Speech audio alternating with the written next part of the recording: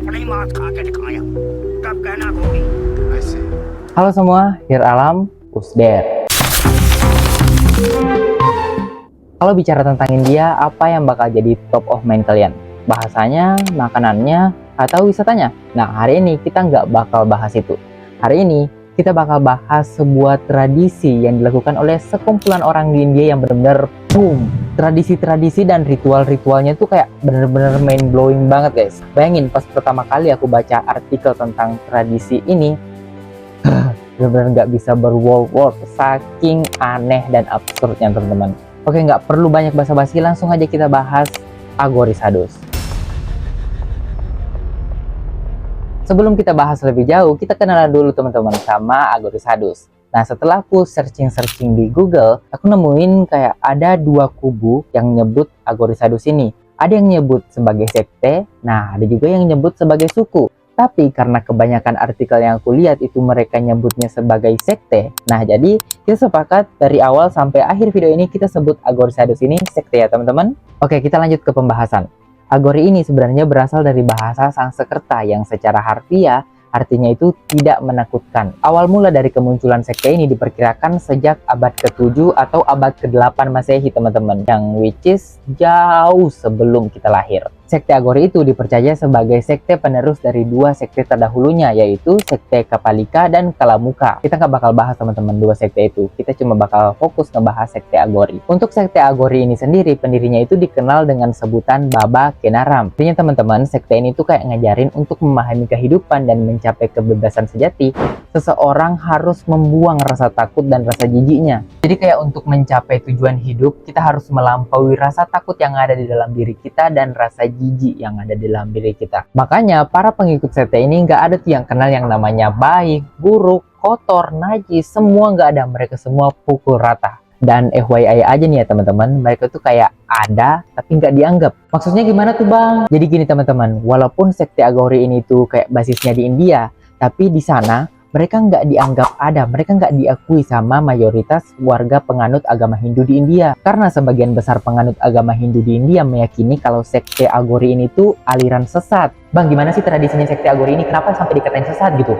Nah, sabar teman-teman. Nanti kita bakal bahas tuntas tradisi-tradisi dan ritual-ritual anehnya yang dilakukan oleh sekte Agori ini. Tonton aja video ini sampai habis.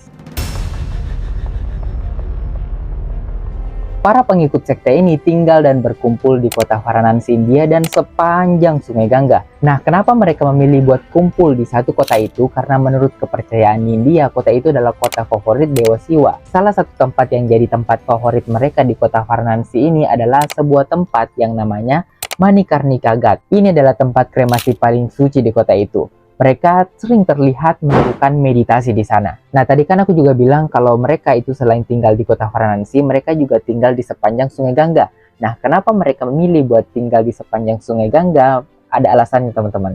Jadi, fun fact, di India terutama untuk keluarga-keluarga yang ekonominya lemah, yang nggak mampu bayar untuk kremasi, mereka bakal langsung buang mayat anggota keluarganya di Sungai Gangga secara utuh. Nah, inilah yang disukain oleh para pengikut sekte Agori. Mereka akan mengambil mayat yang sudah dibuang itu. Intinya teman-teman, sekte Agori ini kayak benar-benar terobsesi sama mayat. Di mana ada mayat, di situ ada mereka. Nah, kenapa sih sekte Agori ini kayak benar-benar terobsesi sama mayat? Ada apa dengan mayat gitu? Apa hubungannya sama mereka? Nah, sekarang kita bahas apa-apa aja tradisi-tradisi dan ritual-ritual mereka yang benar-benar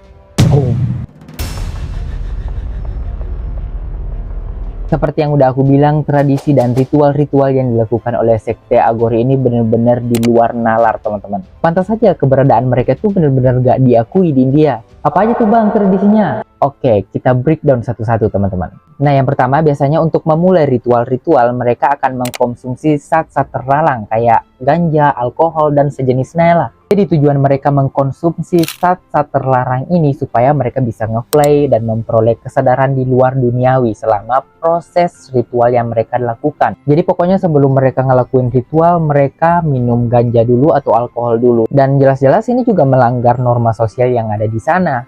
Oke, yang kedua, mereka sering melakukan meditasi. Tapi meditasinya ini benar-benar tahu nggak, mereka biasa melakukan meditasi di atas mayat. Jadi literally mayat di sini, baru mereka melakukan meditasi di atasnya. Makanya itu mereka kayak tinggal di dekat tempat kremasi atau kuburan, karena ritual mereka itu kayak selalu berhubungan dengan mayat.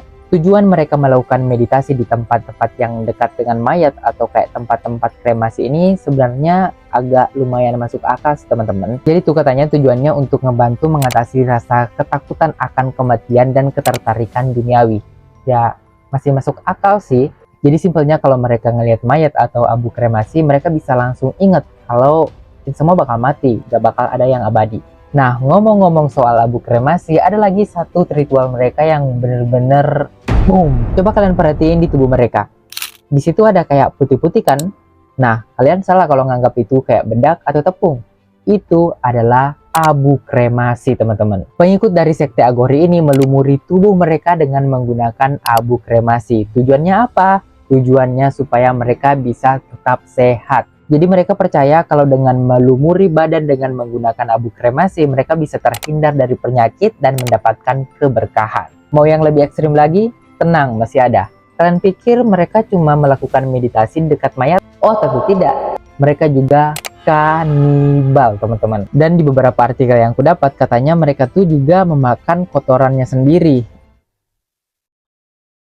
Nah, balik lagi ke pembahasan kanibal. Jadi mereka tuh sering makan daging-daging manusia yang mengapung di Sungai Gangga. Kayak yang udah aku bilang di awal tadi, di India kalau mereka nggak mampu bayar uang buat kremasi, mereka bakal langsung buang mayat keluarganya secara utuh di Sungai Gangga. Mayat yang dibuang di Sungai Gangga inilah yang kemudian diambil oleh para pengikut sekte Agori dan kemudian dimakan dagingnya. Jadi itulah kenapa selain tinggal di kota Varanasi, sebagian dari mereka juga tinggal di pinggiran Sungai Gangga. Karena di dekat Sungai Gangga itu juga banyak mayat, jadi tempat favorit mereka lah. Kalau mereka nemu mayat kayak gitu, mereka nggak langsung makan, teman-teman. Ada kayak step-stepnya gitu. Yang pertama, mereka akan ngambil mayat itu dan kemudian dibacain mantra-mantra.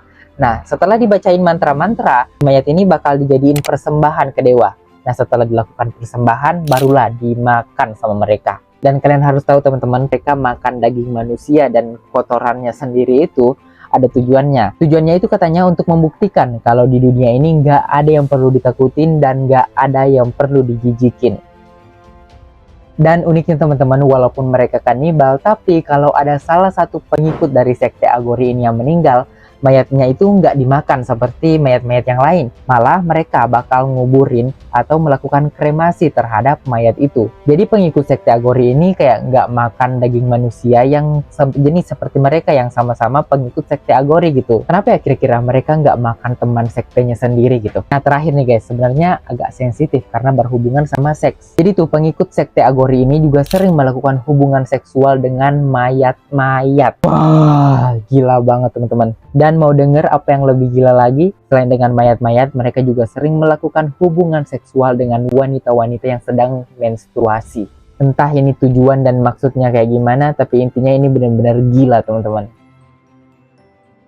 Sebenarnya kalau kita kesampingkan tradisi-tradisi ekstrim mereka, ada beberapa nilai-nilai yang bisa kita ambil teman-teman. Mereka tuh ngajarin kayak semua harus setara, kita nggak boleh takut, kita nggak boleh jijik sama jenazah, dan kita harus nginget kematian, nggak boleh terlena sama kehidupan dunia. Nah gimana kalau menurut pendapat kalian? Oke teman-teman, kalau misal aku suruh kalian buat ngasih rating 1-10, kira-kira di angka berapa keekstriman dari tradisi dan ritual-ritual sekte Agori ini? Coba komen di bawah.